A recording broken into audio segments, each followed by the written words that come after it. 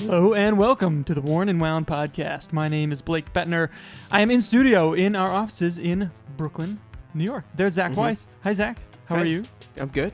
Thanks for having me in my own office. It feels weird to say. It's a real pleasure having you. What a flex, having me in my own office. What a guy. That is, we are thrilled to be joined by St. Louisan, Mr. Jeremy Kirkland. Thank you. I live to serve. Yeah, there you go. Maybe the second most famous St. Louisan to like John Hamm. Oh, yeah. Right? Or Danny Meyer, but he's not really a St. Louisan anymore. He's That doesn't count. The restaurateur? Yeah. Oh, I didn't know that. He phoned it in. Sorry, Mr. Meyer.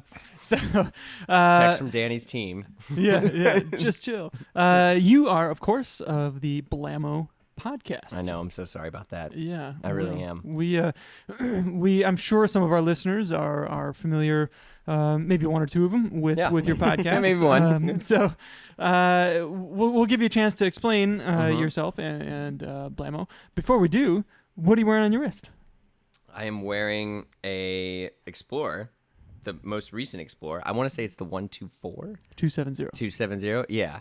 I wouldn't have known. I should be able to flex with the reference numbers, but in my head I was like, I know they're gonna drill me on the ref here. I was like, oh, it's all right. No. We're not sticklers. I had the that first kind of three. stuff. I only know the reference numbers when I'm like currently researching something, and then it goes away. Like I've had this watch for a year, and I was Instagramming it earlier, and I was like, I don't remember anymore. Like typing in hashtag reference. And so like then you go and you search it, and I'm like, okay, that was right. And Yep. But yeah, so if you just said the new Explorer, that would have cut it for me. What is that watch on your wrist, Zach?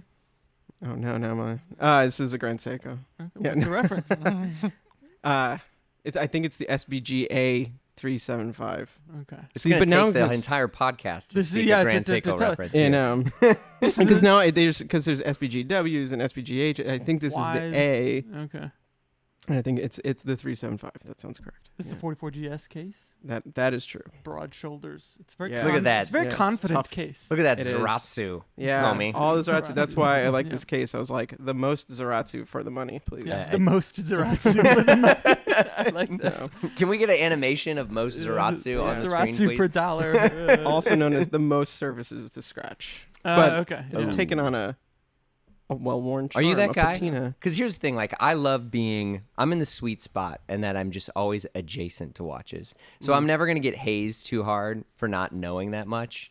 And the other world that I like to be in more the fashion world, I know enough about watches that I'm their watch expert. But little do they know, and I will publicly admit here, that 99% of them are texts to my friends who really, really know about watches. Right. I'm just like, wait, what were you saying? Yeah, hold on. I can answer that question in about 5 or 10 minutes as I no text worries. under the table. You'll need a friend like this. Even we all have our blind spots and knowledge and have made our fair share of mistakes. Even years later, there's some tricky dark holes in this hobby, right? Absolutely. Those military chronographs, Which ones? All of them? The Bell and Ross ones. Oh yeah. I mean, I don't know. There's some dicey That's territory. where your mind. Yeah, I mean, yeah. What do we know? What jack of all trades, expert or not, whatever that's not even the right expression, but you know what I mean. I know a little bit of everything, enough to be dangerous, but not enough to enough to know what you don't know. That's and maybe enough to have your own company. That tends to do quite well. Yeah. Well, yeah, but I feel like in that it's just like you have to kind of like spread. I'm definitely not. I've not become like an expert in any one thing, except for the thing that I'm researching at that time. Kind of, you know what I mean. At any given moment, and then it goes away. It goes away too. God, That's you guys are freaking humble. I am so grateful. Well, I would much rather people. I mean, I admittedly take a humble, modest approach in life and things, but I would much rather people think I don't know and but I secretly do know it. Then, you know what I mean? Yeah. That way it can be like, well, actually, It's like, this guy listens to vinyl. Okay. Yeah. This is a diamond needle over here. Yeah, there you go. Patrick, what do you got on over there? So I do actually know the reference on my wrist. It's a SBBN 045. You have to look it up. He's holding a Can we phone. state for the record notes. that the phone is in his hand? Wait, it's taking notes. Okay. It is taking notes. Sorry, it's, not flaming you. Apologies. Latest tuna diver. If you haven't seen one of these, they're fantastic. On the steel bracelet, too. That's pretty cool. On the steel. Yeah. I don't know if I could recommend it, but I buy everything on a bracelet if I can. Yeah. Really? Yeah. This bracelet's they've changed it since the previous iteration. Like the SBBN 015 had a chunkier, more rugged looking bracelet. Yeah. This one has polished bits and is very much oyster link, and it's not very in tune with what I imagine a Seiko diver to be on. Interesting. But I like it. It's grown on me. I'm clearly wearing it. My favorite thing is anyone that like gets into watches. If you want to hear them like really rant, they discuss shitty bracelets. Yeah. They're like, this company, oh man, but they're bracelets. Or this company, you know what's really good though? They're bracelets. Shitty bracelets and bad date placements. Oh yeah. Nothing gets watch people going more than those things, right? But both are up for debate. You know, Both are up, yes. one man's shitty day placement is another man's stroke of genius. Yep. It is Bell and Ross subjective. multimeter. I'm looking at you. I love it. Right up there. I love it. At 12:30, obviously, that's where the date should go. That's where she goes. Oh Yeah. god. Yeah. See, I'm just more of a no date dude. Like I admit, You know and, what day it is. and this is like also to we were chatting earlier before we were recording. I have somewhat dainty wrists, so I'm like a 40 millimeter and under sort of watch dude. Sorry for Panerai and every other big boy wrist. And how are they going to survive without? Somehow I will have to make it through the rest of my life not owning one. But Somehow. but like I was with Eric Wynn and we were talking. I was looking at some other watches, and he was like, 40 millimeters. He's like, you give people advice about clothes. Let me give you advice about the watch. It's too big on you. And like, Oh boy. basically it was like somebody, like a slow motion of a cannonball coming, like just slamming into my gut as I like ripple throughout the entire. I'm like, what? Oh, yeah, you're probably right. What does he know? Jeez. So I'm basically just 36 forever. And I mean, I like it, but yeah.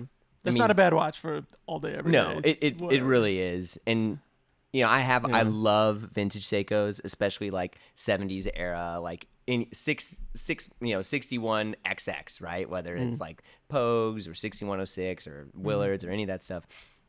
Like, love that all day. Like, I've always prided myself on being minorly obsessed with Seikos. But the thing, and I will definitely state this, the truth, it was because at the time, let me be clear, this isn't the way it is now, but like Seiko was like kind of a bit of a butt of a joke, right? Like you would make fun of somebody in like externally and you'd be like, that guy wears a Seiko. Like Michael Scott on The Office. No, I'm not saying you. His certificate. Michael Scott had like quality Seiko, misspelled SEY, that was the thing. But for me, I was like, man, joke's on all these other people because in my opinion, I think it was like the best watch for the money. It was the best entry point. It's where I really got into watches. And so I would always like, to my other friends who were getting into watches, I'd be like, dude, no, Seiko or like vintage Seiko, tell people about Pogues, tell people about this. And it was maybe the only thing. This is almost like my Ben Clymer UG moment. Like my Universal Genet moment was like getting a bunch of Pogues and a bunch of old Seikos for like $100, like $70, and it's obviously not the return versus like a UG that you found from the 50s but 40s. The first time I met Ben Clymer, it was also the first time I met like James Lambden. It was at like a birthday party for James.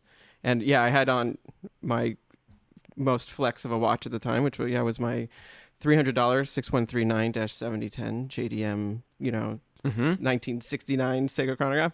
Wait, is that that's the Bruce Lee? Was that the Bruce Lee one or no? I'm always confused which one that. This is the one that has the Arabic numerals. That was like the only reference of the Arabic numerals. Yeah. And yeah, I'm sure Ben remembers that. No, I don't remember what he was wearing either. Granted, but there was longas and whatever at the party. It was not. But it's for me, it's like this is a watch that like watch dudes are like, okay, like I see you, and also you can exist other places and nobody knows. Like, you're not the guy. I love that. I don't like. Yeah. I don't like necessarily things that are super recognizable. Like I was on the train the other day and I was wearing this Orfina I have, and there was a dude wearing a Panerai and I noticed he was looking at my watch and I was just like, he probably knows. And you're like, I'm not looking at your watch. Yeah, no, but it was just like, but like the other people on the train, you wear a vintage sub or something that like could easily get recognized or whatever. Nothing against it. But I'm just saying like, I like Except a little if under you're the guys radar. like us. You and I were on the train last night, and a guy like on the other side of the car had his hand up, and I was like, that guy's wearing a SKX. I think it's a 007. Yeah. And we were like talking about Hell it for yeah. like 5 minutes straight. Every time I see somebody wearing a Seiko diver or a Sin or something on the street, I'm like, should I talk to him? Or is that just weird? You know? used to be like, do you know who I am? Yeah, I was Yeah, gonna that'd say be that. I'd go and introduce myself, Yeah. or you're waiting for them. Like, let me see. Are they covertly taking a photo Yeah. of me? What's the placement of Probably. their phone right now? Yeah. I just come up and be like, hi, Zach it's spotting. Zach. Hi, guy. And they'll like Hashtag Zach spotting here. Yeah, get away from me, weirdo. Like, I'm glad you're Zach spotting. I like that. That's gonna be a thing now. New Yorkers, There you go. look out. Let's see it. Just kidding. Don't do that. No. Zach would definitely not appreciate. Yeah, I will run away. run. I'm easily freaked out. Yeah. What are you wearing? We haven't I am even- wearing a 116519. AKA a fucking white gold Daytona. Okay. Yes, it's a Daytona. And by the way, excuse my language, but like, how can you discuss that watch with not like screaming obscenities? It's like the George Carlin intelligently incredible, absurd, beautiful watch. it's my favorite Daytona, and to me, it's the modern rendition of the 6263 white dial, the filled subdials. That's where it's at. It has Makes to such have a the field- difference. the field- it Thanks does, so it much for really does. listening, everybody. That's our show. Yeah. Anyways, Blamo, we're gonna get into this, but first, Sure. a hard-hitting question Uh-oh. to lead things off. Here we go. Where do you come down on Provel cheese? Okay. Let me add some context here for Please, I listeners. have no idea what this is. Provel cheese is a mixture. I'm going to connect all the dots. Hang on. Don't skip. Is a mixture of provolone and Velveeta, which is basically a processed cheese. Velveeta cheese, or also known as American cheese, was cheese. Now, Velveeta is craft. It's a craft product. But Velveeta was a cheese that had a lower melting point, so you could make your American cheeseburgers, right? And so Provel is the cheese that is on St. Louis style. Emo's Pizza. Emo's IMO. Yep. It is basically, I don't know. It's some people say it's not necessarily pizza. It is pizza, but like, what is pizza? You know, it's like, Yeah, is pizza yeah. just nostalgia for some people? But like, yeah, it's basically a very, very thin crust. Provel cheese. Crackery, Yeah, very yeah. crackery, very crispy. Okay. And Emo's, I believe, is let's not get sued here. The square beyond compare. The square beyond compare. This is what this is how they. This is a St. Louis institution. Yeah, So it's a cut- square shape? Well, Or- no, No, it's it's a circle. Oh, no. no. This is why I left Yeah. Chicago. Seriously. It is a circle, but you cut it in like a square. Yeah. So you always get like, you know, there is You no always get perfect no slice. logic is what you get Yeah, on this. exactly, because you're always The going to slice get is the same. exactly. Yeah, it's always an adventure, right? So you're gonna. There's pieces in the middle that have no Yeah. crust attached, and so you know, if you're feeling a little adventurous, you might jump in the middle bit. If you want, you know, you want that little sliver of a corner, which Yeah, you can get just a there. little- So Yeah, but like weird I don't want another tangents piece. Yeah. kind of piece. Where you get yeah, like, it's like I don't know how you live your life, but yeah, Yeah. like to answer your question, I am very pro. Pro. Provel. Okay. Yeah. It's a very strange. So is it like another craft product, or is it a proprietary mix of provolone and Velveeta? I believe it's made in Wisconsin, actually. Yeah, by and the and we don't even eat it in Wisconsin. That should tell you It's something right exported there. all. Oh man, I feel seen. Sorry, my wife is gonna kill me if she listens to this episode. They're all big pro Emo's pizza too, and I remember the first time I had it. It's hard to put your finger on. Something is off about the cheese. I mean, this on sounds. pizza. I'm so- going to send you pizzas after this. Get ready. Yeah. You're gonna get Can you like frozen gold Emos. belly Emo's pizza? But Emos will send you frozen Really? Zaz that you can then heat and eat here. But That's- you I can wanna gold try belly it. stuff. I don't gold belly stuff anymore because I was like, this is absurd. I just paid like $300 for the equivalent of like a $15, bagel, bagel and lox. But if you need from it, good- you Russ and need Daughters. it. Yeah. It's a good gift. I've gotten my sister the Momofuku Bosam pork Oh. shoulder meal Oh. for her and her family. They love it. So Nice. there's certain things, but yeah, You're a good brother. yeah. What a Yeah. guy. Yeah. Well, you know What's your Christmas gifts look like? that. That- Yeah. Some gifts are really lame. Okay. No. Yeah. All edible, basically. All right. That's Edible good. It's a good time. and like single but- pass paprika straps. Right? Yeah, whatever yeah. I give away. Baked into the food. But this as a child without necessarily the greatest like outlook on nutrition and things, I definitely liked a good saltine cracker with easy spread, easy cheese. Yes. So this I sort also of had a sounds Sega like Genesis. that. Yeah. Sounds kind of you like might that. like it. It's We're gonna find out. Follow up podcast at another time. Yes, Yeah. Live pod as Zach eats his emos. We will I come like back it. to this. Yeah, he's like, can we cut it into proper? If it's cut into squares, weeks I might have later, to leave. yeah. Well, and but that's Does it the come thing. pre-cut? No, Well, this will probably get shipped to you uncut. All right. But if you do get, I kind of want to put an asterisk on this. Like, if you're gonna get it, you got to cut it in squares. I'm sorry. At least one of them to experience the full. This is the because The full emo. this is because we care about you. Yeah. Believe it or not, this is for your own good. Yeah. Yeah. Yeah, All it right. really is. Okay, now we know. All right. God, glad we got that serious Yes. question out of the way. Good Lord. Yeah. So Blamo, what is Blamo, Jeremy? Oh shoot. You'd think that I would be more prepared for this. It was a pod I started in like 2016 or so. I was working for the Armory, which is like a high-end artisanal clothier. That was Mark started Cho's by outfit, Mark yeah. Cho. Yeah, Just, and so just they're looking at watches the other week. yeah, Mark's a big watch boy. Yeah, Yeah. for sure. But I was working there, and some of it was just like processing my life in the sense that like I have a really good skill set of being around people that are far more successful and intelligent than I'll ever be. And this is not a humble brag, like it was just kind of the truth. And I was like, wow, I have all these friends that are doing stuff. I'm obsessed with podcasts at the moment. At the time, there really wasn't any podcasts that were more in like the menswear realm. There were stuff. Trust me, there was. I'm not calling anyone out or anything, but like there wasn't something that was like as focused on that, at least in the sphere that I was the most interested in, which was kind of like classic menswear, but communicating about it in a way where like, can we all admit that this is clothes and this is not really a big deal at all? And for most folks, like even with watches, you can draw a parallel here. Like the joy is in the journey. Like, it's like what you go through to get it, the experiences you have. And I had all these friends that were, kind of in that world and adjacent.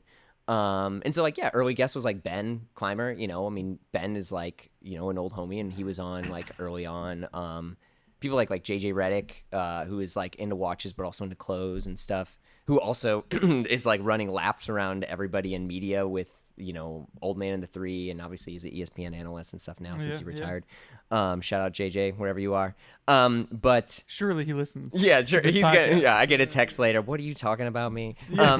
But so that was kind of it, was to talk to people about clothes. And also as somebody who was at the store, there's so many incredible stories of these tailors or these designers that for me, again, like not calling anyone out, like I just didn't feel there was a way to communicate their life that served them for what they've gone through, and it's not like I talk to old dead tailors, but it's like, I don't know what other podcast Edward Sexton's been on, who basically like, was Sexton of Nutters and was making, suits for the Beatles and Elton John and stuff. And so like, that was fun to do, but it has definitely evolved because it, as someone who's somewhat unfocused, like Blamo is essentially me. And like, I also love watches, and I love, it's not that like you never know what you're going to get, but it was really trying to profile people in and around the world of like, the whole tag was like exploring fashion with the people who shape it, which is like punch me in the face now.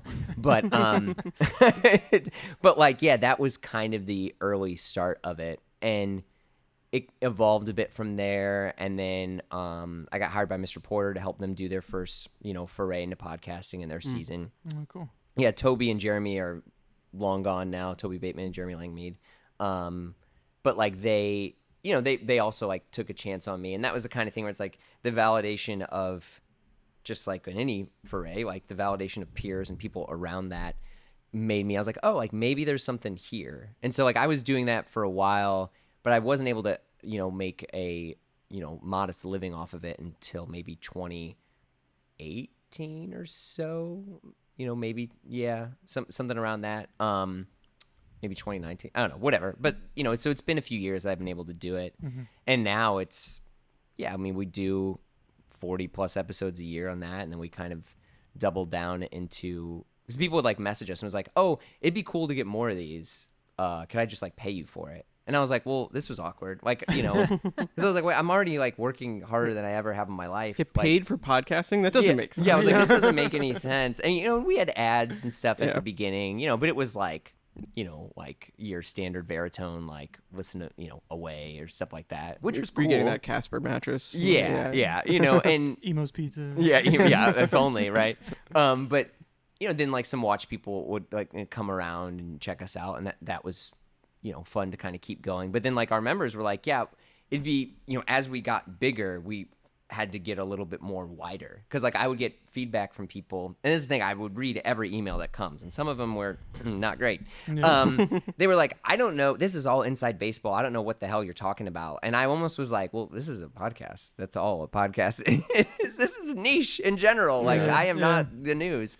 And the easiest thing to turn off if it's not appealing to like, you. Bro. Okay. But, I was like, okay, like maybe we should be wider and more accessible. And obviously more appealing, more diverse. I totally recognize that. And that was something we had to own and kind of understand. And I say we, it's really me. I just speak as we so I can sound like the royal. Yeah, the royal we. Yes, thank you. And so, now it's that. And we have like a Patreon thing where we do other stuff. And what's, I think, kind of in our sweet spot now, though, is like some people will see us and they're like, oh, this is like a good proof of concept. If like that guy Jeremy can do some stuff and do okay, like I think we could probably do it. And so now we're like, let us help make your show, so let's talk to this car company and help them make their show, or let's, or other people whom I think should have a pod, but, someone like Derek Guy of Dye Workwear, I think he's one of the most intelligent people, period. But obviously, my favorite Twitter account by far. He's hilarious in Twitter. And it's funny because I don't always associate like people who have like rock solid comedy Twitter accounts to people who are also going to really write incredibly thought provoking, long form, like, I don't know, 10,000 word New Yorker style essays. But that is the same person. And he, I've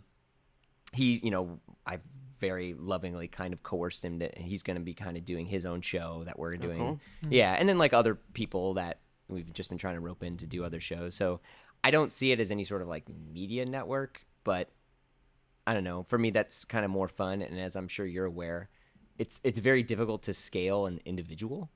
So it's like, okay, well, we're now creating a pretty decent system here and making pods and figuring out, how to, whether it's okay, we have editors that I pay and stuff like that. Like, let's allocate other hours to that. And so it's evolved. What started as me being an idiot is kind of evolved in me being like somewhat of an idiot, but like roping my friends into. Right on.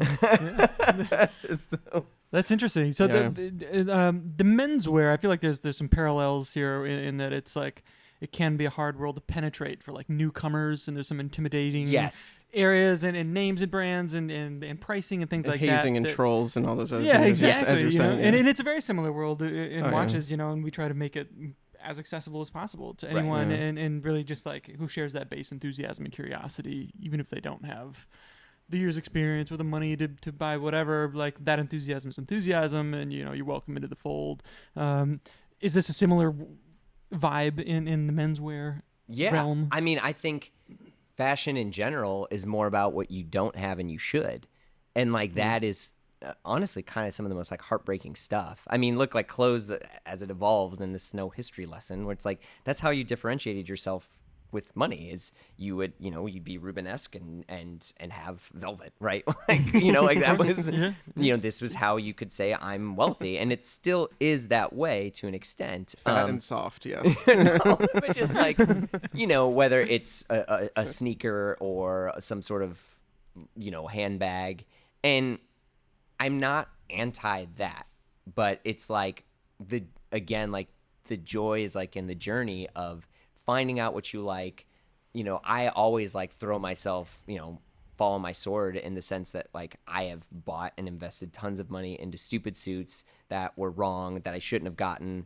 And I say that in the sense that like you get the opportunity to get a bespoke suit and you're like, wow, look at all the possibilities. And it's like, nope, just go Navy, just go Navy. And it's like, I'm going to get this 1930s multi-stripe, and you look like some guy out of a gangster movie that with a Tommy gun. And you're just like, what was I doing? What color was the satin interior? Like a magenta? It was Paisley? burgundy. Burgundy. Yeah. So Nice. You can see, Yeah, the box. that is I definitely was- a bit gangster. Yeah. But with that, all of these things, I was like, I think if people really knew either the story behind that person, maybe they would realize that like that person's sort of stigma, because a lot of people's point of entry now, for better or for worse, is that person's social media, right? So it's a fit pic or it's a watch or a car or some of that. And it's like, actually what you don't know is that guy also has an issue, like trying to talk to his dad or, whatever their relationship situations are. And like for that, it's like, you kind of find some common ground, and then you make the things that what almost look like gatekeeping much more accessible. But not like I'm responsible for opening that gate. It's just like, let this person talk. And then you're like, oh, yeah, I kind of had that person, and there's even been things where like I've done episodes where there were people that I would even admit that I was not a big fan of. Not that like we'd go on to like have your freaking, I don't know, Frost versus Nixon moment, but like, I had no problem admitting how I got someone wrong. And also for the sake of my own integrity, want to communicate that to that person, which was like, hey, I kind of judged you the wrong way. And I actually had no idea, and I'm sorry. And, and it's kind of nice in a way. Someone said that we were like the Ted Lasso of podcasts, which I didn't know if it was a compliment or something derogatory. I haven't watched the show. I know. I'm like, Well, the only I'll one. help you out. He It's seems fine. like a lovely guy. Yeah, exactly. I take it as a good thing. That's kind of my reputation. It's like, oh yeah, I know Jeremy. He's a nice guy. Anyway, so I was gonna, so they're just like, but yeah, that's kind of what for me equals like success is can we do that? Can we make this more diverse and approachable? And now it's some of the stuff, the odds have been in our favor a bit as the evolution of points of entry where people are like, yeah, we actually need to be a little bit more open about our diversity or and do it in a way that is not scolding, but in a way that's like, oh yeah, you know what, I don't think I got that right. Okay, let me try that again. Because I think some people when they see that, they're just like, oh, is someone gonna come and correct me and tell me how much of an idiot I am? Anyway, Always. I digress. Interesting. But yeah, so that's kind of what it's evolved to. But there's definitely a parallel with the watch stuff, and I think like that's one of my favorite things about you guys. Like to gas you up for a moment here, it's like I think for me, just like how I was always into Seikos, there's people will be like, I want to get into watches, and they're like, here comes the R word, here comes it, like, so I want to get a Rolex, and you're like, fuck, and like obviously as someone who's wearing one, I still love them. But like knowing that there's so much variety and so many fun things, and you don't have to have a 4-hour conversation about the movement or whether it's this, like you can just like the watch and that's enough. Yeah, Is 100%. everything to me. But it's there's like a standard being set on like certain social platforms, and like you're feeling like, oh, well, I have to be a part of that group because that's what I'm seeing in front of me, but that's kind of like a veneer that's not really the true representation of what that space is like. Yes, right? exactly. And and I think especially, but like as you become like any watch press person, or you get the opportunity to do that, and you go on a press trip, and you're like, oh, yeah, this is very much birds of a feather here, but like I know for a fact that everyone else that's on this trip can't actually afford this watch, and I think that's okay. Let's talk about that. Let's talk about other watches. Let's talk about your journey in discovering those watches that you got that you like don't like. I mean, and as someone who's it's true we are ad supported, but like not that I love to shit on things, but like I do think it's helpful for people who want to get into watches to know that the people that they're aspiring towards have made mistakes. Like for me in clothes and watches and stuff too, where it's like, I have it is a like 50s Tudor like oyster prince.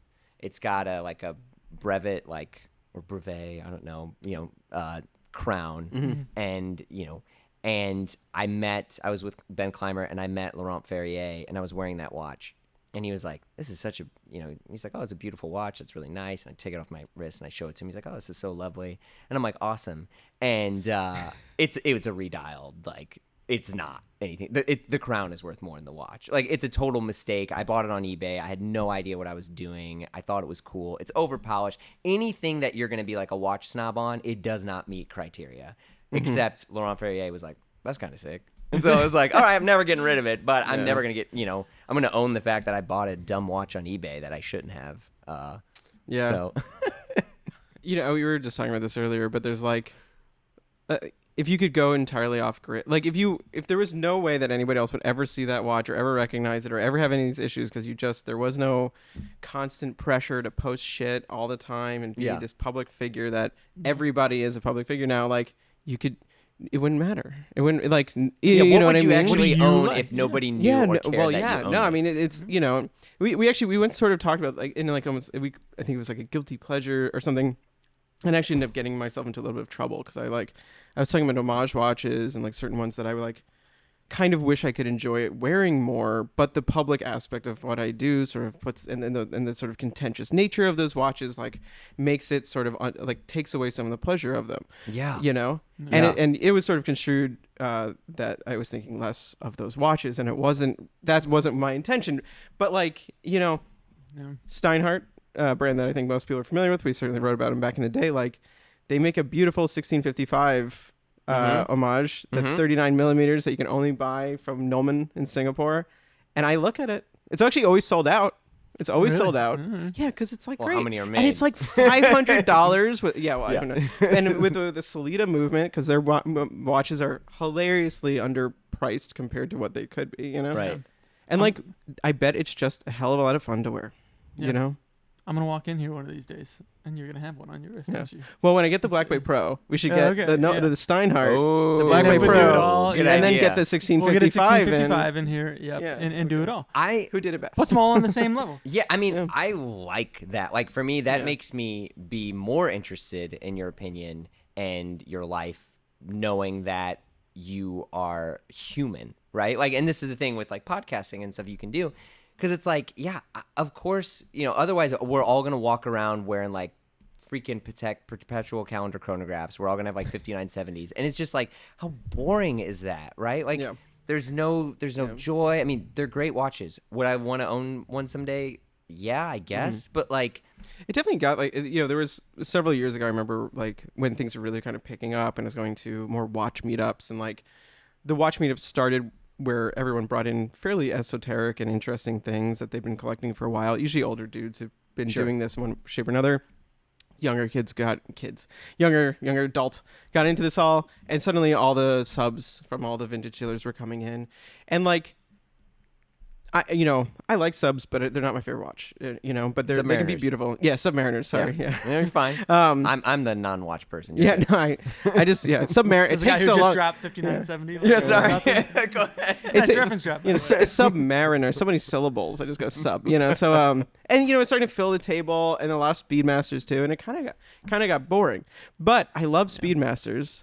And so, like, I still found that entertaining, and eventually, and now I've owned, like, a few Speedmasters and kind of sold them, whereas I haven't gone the sub route, but it's just, like, I don't know, I don't even know where I'm going with this. Like, there was a point somewhere in there, and then I forgot it. I think there's something like, you can, like, initially find that attraction in, like you said, like, the 5970, the new 5270, beautiful, and they're, like, really cool to experience and all that, but it gets to a point of, like, oh, okay, well, it's like so mainstream, and that's what I've all the kind of heads talking about. I guess it was I sort of like I was sort of doubting the authenticity of the appreciation, or if it was just sort of like hype.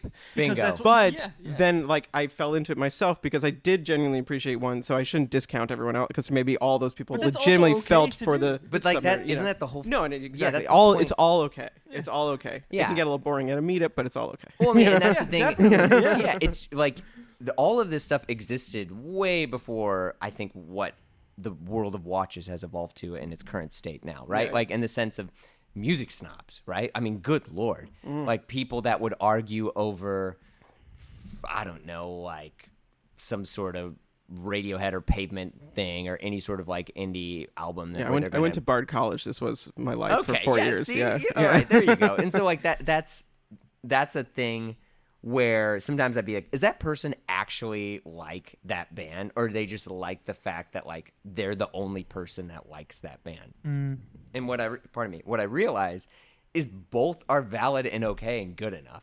And I think sometimes like trying to judge the weight of someone's opinion is like you're just ruining it when it's like, why don't you like just figure something else out? Like why is the measurement of your taste directly against someone else's instead of just standing on its own? Yeah. I mean, I'm not trying to get too crazy here, but like that's the thing. At least you guys have done really, really well with watches, and that like you can celebrate tons of other incredible brands that have good stories, that have good ideas, that have good design configurations that, you know, maybe aren't something that someone would put on and wear every day for the rest of their life, but maybe they actually are, and that's the whole point. But that gets back to the like, am I buying it to put it on? Like, is this going to get the most likes on Instagram or something? Or like, am I buying it for my own reasons because I like it? You know, like maybe you are buying that thing that is also happens to be really popular, but you're doing it for your own reasons and you're not posting it or whatever. You're just living it because you love it. Or maybe it's something obscure or whatever. I don't know. Like it's hard to differentiate. It's hard to like tease those threads out. Yeah. Even in your own mind, I think if you're deep enough into it, like, oh, is that getting to me? Or do I like? Well, it you for know, my like reasons? beauty's in the eye of the beholder. Obviously, and, you know, it was such a funny thing at just going back to the Black Bay Pro, because you know we saw it at Geneva. It was the first watch we ran towards, because you know whatever Tudor releases is going to just get a lot of press, and it's like I think we literally had the first video up on YouTube for that, and like you did. I was smitten with the watch. I saw it for like 30 seconds total, you know, really. I mean, or like more than that, a couple minutes, and Patrick was filming it. So we got like some time with it, but it wasn't like extensive sit down, chill kind of a thing. It's like frenetic. Isn't that good enough though? Yeah. Like Well, the but first you know, reaction. my immediate impression, exactly, which is like I trust my gut generally, and I usually soiled so by when other somebody people's- when somebody shows me something I don't like, I usually also can't hide it, which is a problem too. But I'm like, you know, Well, and what I a like the field watch. of, I what a like the- career you're in. I know. Can't take I him am anywhere. Yeah, I know. I am. There are people who don't like me. I'll put it that way. But then the reaction, you know, the reaction to it being too thick and and like at some point, like I started being like, was I wrong? Like I don't know anymore. You know, and I haven't seen the watch. The Matrix since, has so- you. Yeah, exactly. You're not gonna You know know? now until until I see it again, and like it's just like God, like I don't put know. one It's on. like, yeah. And I mean, just because of my dainty wrist, it was cool. I nearly bought it. And the guy was like, it's the one I have. It's yours if you want it. And I was like, yeah, can I afford this? I'm like, I can't afford. I can do this, and then I can afford it. And then I was like, actually, I don't think this is the one for me. And I was like, it's hard for me to appreciate. Only like have I reached some level of nirvana in my head sometimes where I can appreciate something and not own it. Yeah. Like when you look at like amazing critics, any art critic, like those people don't own every piece of art created or every, you know, look at a good fashion editor. They're not owning all of the clothing brands that they write about. Like John Caramanica, you know, genius, amazing New York Times pop culture or pop music critic, can write about all of these things and can give thoughtful, you know, thought-provoking criticisms on them, love them, and not have direct like owning relationships with them. And I think like that's something that it's okay. You can just like or not 100%. like a watch, and doesn't mean you have to own it. Yeah, 100%. And I think it's okay. We are in the business of like finding the nuance in a lot of these things and explaining it and appreciating it, loving it, not loving it, whatever it is, and regardless of its price point, you know, at least personally, like I try to kind of put that aside and just judge it on its own merits and not, Which is well, also it's a very lustrous difficult. history or that brand or Yeah. whatever. Like, Yeah. no, is this a good, like, does it stand on its own? And, you know, I think that's important and people should do that and be able to separate it from very cool. I don't like that brand, but they've done that thing cool and I don't feel like I have to own it. And that's also okay. Yeah, you know? like what additional club does this get you access to? Who responds to your text when you send them this sort of picture, you know, on your wrist? Like I have definitely thought of that. I'm like, oh, I should get a picture of this. I know exactly who I'm going to reach out to. They're going to be so mad. And I'm like, what is wrong with my brain? My motivations are gone off. Yeah. So are these similar issues that you navigate in the menswear and that people in that space? Oh, yeah, the product is X. Watch or coat or shoes or any of that stuff. Yeah, and I'm, you know, I am, again, like I was saying earlier, like I'm very transparent about my own sort of like sartorial, you know, for lack of a better term, journey of things that I bought and own. Like as someone who is probably a little bit OCD, anything I would get into, I didn't feel I was allowed to get into it unless I was fully submerged into Okay. it. So like, cool. Okay. Oh, you're gonna like get into Rick Owens. You need to own every single thing that he has right now on your kit. Like, make a fit, head to toe, Rick Owens, all of this stuff. That's quite the look. Then, well, you look me up, Google it, you'll see it. And it's like, then you can give your opinion. In a way, and a lot of this I come from the music industry, and like that was kind of like, well, but have you heard, when their experimental acid trip era, and so it's like, okay, this is what I need to do. And now I'm being okay with the fact that like, yeah, I'm just gonna have like navy jackets and Oxford shirts and jeans, and like I can still have an opinion on fashion, or talk to other people about it without owning all of those. I find fashion so intimidating, and like the brands, and it's all. Have you ever like, heard I know of watches? Well, I know. I mean, that's the thing. But like, well, I'll give watches though is that like, and at least watches in the public sphere. It's like you have this much of your body generally on the internet. Okay. If you want to roll down your cuff, which I generally do because I like the context of the clothing, that's kind of it. But with like clothing, there's obviously everything. There's the quality, there's the brands, there's the tailoring, there's the materials, all of that. And then how it actually fits you as a person. So there's fit people, there's tall people. Like as somebody, like I'm wearing a Uniqlo shirt right now. Like 90% of stuff Looks at great on you. Uniqlo. Thank you, I appreciate it. Like if I gained like 5 pounds or had like 2 more beards, it probably wouldn't. You know what I mean? Like, but like how Uniqlo much of that is medium. actually true?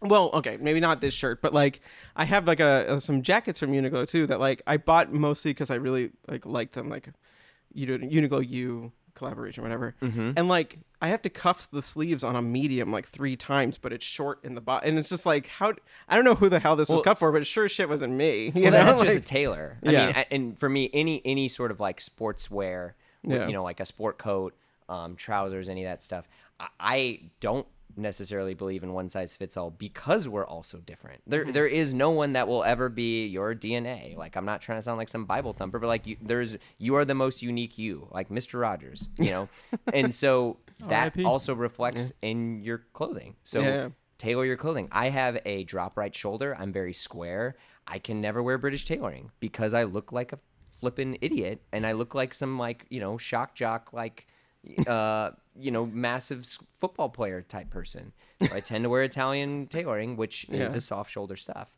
And like because that's just geometry. That's not your fault. Which or is any of that. it's just it's a lot even more like nuanced kind of things. Like I mean, watches there's the size kind of see, but like we're getting you a tailor. That's what we're doing. Well, and that's hard in New York City. Like I recently went to a quote unquote well-rated tailor in my neighborhood. I got the jacket back. The sleeves are different lengths. Like, did you go back to him and say, "Homie, fix this"? No, because I was an idiot. I didn't try it on immediately. Like a month went by, and then I felt like an ass. Oh man. Yeah. But these are good things. And just like when we recommend, people curious about watches, like, oh, go here, here, and here, whatever. Like people, I think this is an intimidating thing. As he said, like, I want to look good, and what would my body shape, and like that's a hard thing to know. Like you reference your shoulder, I wouldn't just know that.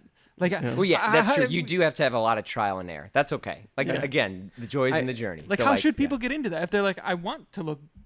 Go to stores and try things on. Just go try things on. Like that. It is funny, like going, like I got a suit at Brooklyn Tailors. I think that's what they're called. Yeah, it was years ago. Yeah, and they kind of like pleasantly tell you everything that's wrong with you. You're like you're saying like, oh, this shoulder's a little lower, blah blah blah, and you're just like, all right, I'm an asymmetrical freak. Thank you. Well, but see, that's the thing. In a way, maybe almost like to their defense. I mean, I know those folks. Like, that's not like what's wrong with you. That's what makes you. No, you. They weren't saying it. Obviously, be insulting. This right. is their challenge to make the best fitting right, suit and jacket. especially with something like a suit, right? A sport coat should essentially fit everyone the same in the sense that it should flatter the body, it should shape the face.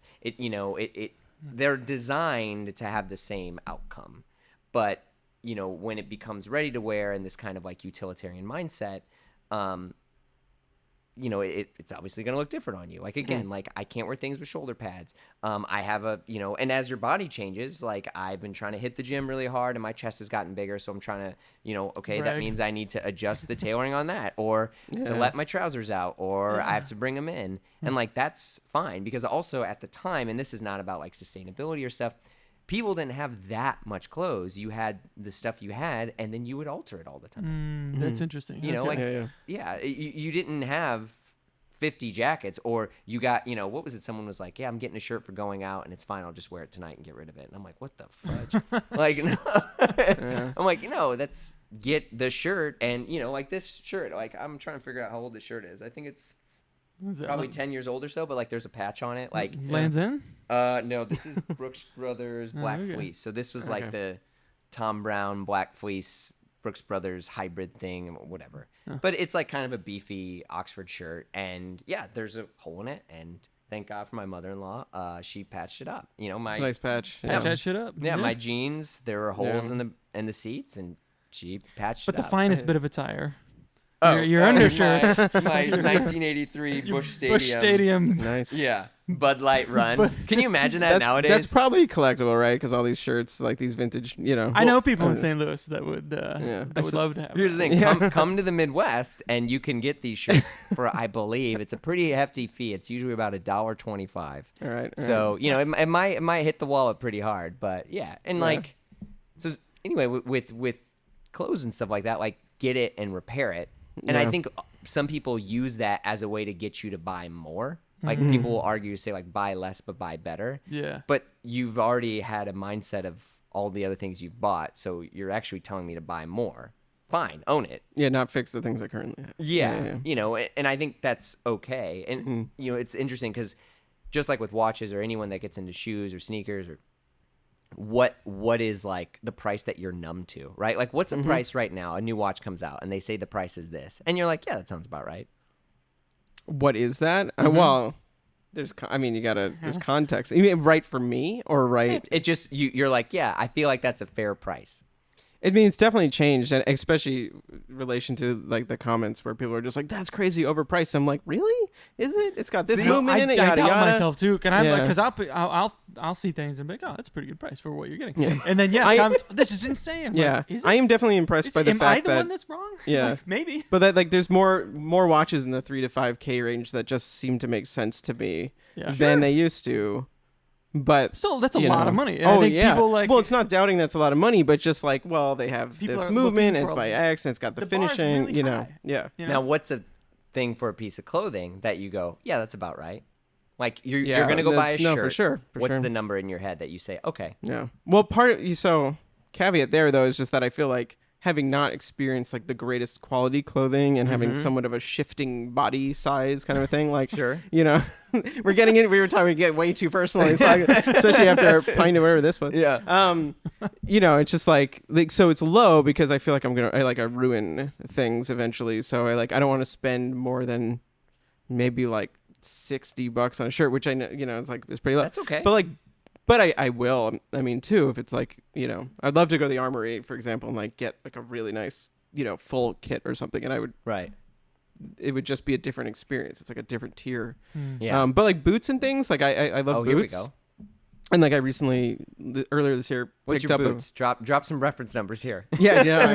So I'm a big fan of Grant Stone, who we've had on the podcast, who give you a really good value. You have like really good quality, but they're made overseas, so their prices are a little bit, lower. But I also did buy a pair of Aldens this year, and that was like, Oh, what had better QC? Because jury's out on this right now. Yeah, Basically, well- Grant Stone is surpassing Alden QC. that's what. Yeah, I mean, I said the the hot boots take, I not got them. were fine, but all my Grant Stones are like perfect too. So it's you know what I mean, like, but yeah, I paid like $650 for a pair of Aldens with Horween. It's like all the same materials, but it's Alden. It's made in the U.S.